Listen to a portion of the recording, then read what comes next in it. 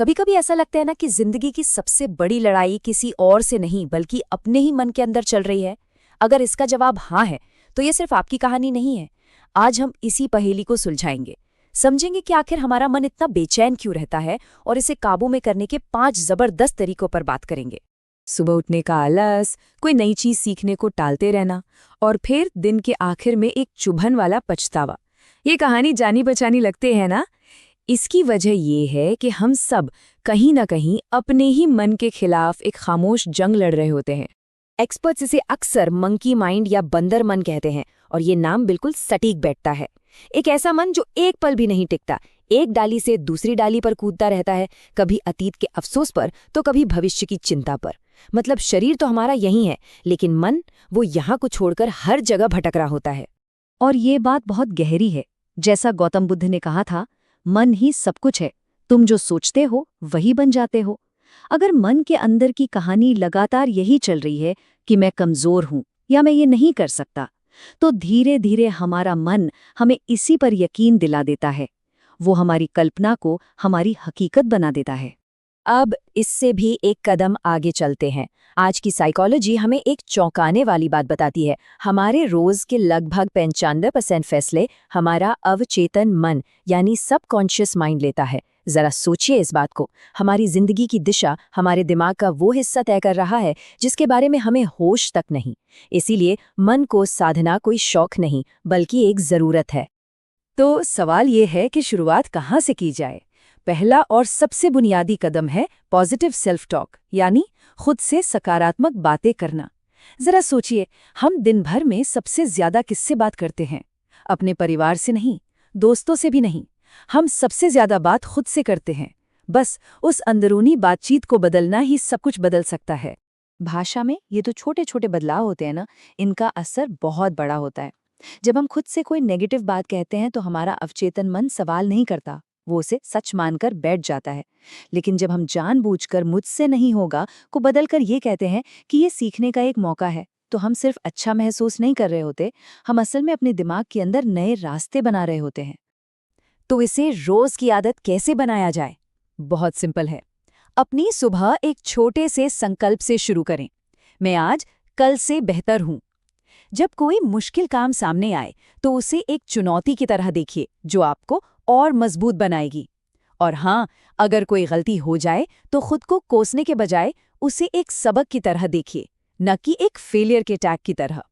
ठीक है, तो पॉजिटिव सेल्फ टॉक से हमें आगे बढ़ने की एनर्जी तो मिल गई, लेकिन इस एनर्जी को लगाना कहाँ है? हमें एक मंजिल भी तो चाहिए।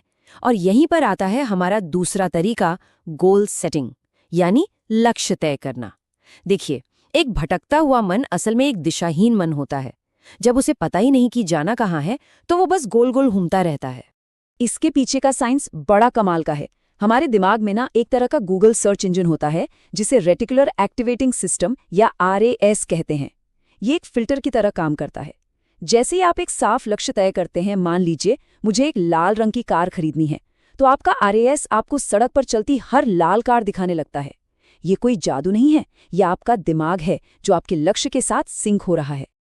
बस इसे ऐसे समझिए, एक साफ और स्पष्ट लक्ष्य एक चुंबक की तरह है।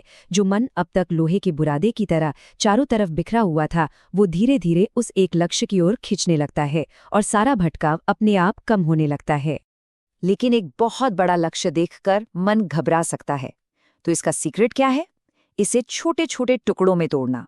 अपना एक लंबा लक्ष्य तय करें, फिर उसे कुछ महीनों के पड़ावों में बांटें और आखिर में उसे रोज के छोटे छोटे करने लायक कदमों में तोड़ दें। इससे मन को लगातार आगे बढ़ने का एहसास होता है और वो काम में लगा रहता है। और इसी उथल पुथल को संभालने के लिए आता है हमारा तीसरा तरीका, टाइम मैनेजमेंट। हमारा मन सबसे ज्यादा बेचैन तब होता है जब हमारे दिन की कोई तय योजना नहीं होती। इससे क्या होता है? टालमटोल और भटकाव के लिए दरवाजा खुला रह जाता है। हमारे पुराने ग्रंथों में भी समय को परम गुरु माना गया है। संस्कृत की एक कहावत है, कालो ही परम बलम, जिसका मतलब है समय ही सबसे बड़ी शक्ति है। जो लोग इस शक्ति से लड़ने के बजाय इसके साथ चलना सीख जाते हैं, उनका मन अपने आप ही अनुशासित होने लगता है। और देखिए, आज की रिसर्च भी इसी बात को सही ठहराती है। स्टडीज में पाया गया है कि जब कोई अपने कामों को एक टाइम लिमिट में बांध लेता है तो उसका सेल्फ कंट्रोल 35% तक बढ़ सकता है। तो समय की प्लानिंग करने से सिर्फ काम ही पूरे नहीं होते, ये हमारी इच्छा शक्ति और मानसिक स्थिरता को भी मजबूत करता है। और अब हम आते हैं अपने आखिरी दो तरीकों पर, जो असल में एक ही सिक्के के दो पहलू हैं, ध्यान और व्यायाम। ये दोनों हमें एक बहुत ज़रूरी बात याद दिलाते हैं कि मन को साधने के लिए तन को नज़रअंदाज नहीं किया जा सकता। ध्यान क्या है? ये मन की जिम है। ये उस बंदर मन को शांत करता है, हमारे विचारों में साफ सफाई लाता है, और साइंटिफिकली ये साबित हो चुका है कि ये हमारे दिमाग के डर वाले हिस्से, जिसे एमिगडाला कहते हैं, उसके साइज को भी कम करता है। सबसे बड़ी बात, ये हमें हमारे विचारों का साक्षी बनना सिखाता है, मतलब उन्हें बिना उलझे बस आते जाते देखना। और ये बात इस सोच से सीधे जुड़ती है कि शरीर ही धर्म का पालन करने का पहला साधन है। एक अनुशासित मन एक स्वस्थ शरीर में ही बसता है। बुद्ध ने भी अपने शिष्यों को शारीरिक रूप से एक्टिव रहने के लिए कहा था, जो उनकी साधना का ही एक जरूरी हिस्सा था।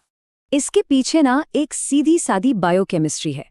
जब हम एक्सरसाइज करते हैं तो हमारा दिमाग एंडोर्फिन नाम का केमिकल छोड़ता है, जिसे फील गुड हार्मोन भी कहते हैं। ये तनाव को कम करता है, मन को शांत करता है और उसे स्थिर करने में मदद करता है। तो ये रहे वो 5 टूल जिनसे हम कंट्रोल वापस पा सकते हैं। अपने अंदर की आवाज को सुधारें, लक्ष्यों के साथ अपने मन को एक दिशा दें, टाइम मैनेजमेंट से अपने दिन में एक ढांचा लाएं, ध्यान से अपने विचारों को देखना सीखें और एक्सरसाइज के जरिए अपने शरीर का इस्तेमाल करके अपने मन को शांत करें। याद रखिए, मन पर जीत पाना ही जिंदगी की सबसे बड़ी जीत है। ये कोई एक दिन की रेस नहीं, ये तो एक सफर है। तो अब सवाल बस इतना है कि ये सफर शुरू कहाँ से होगा।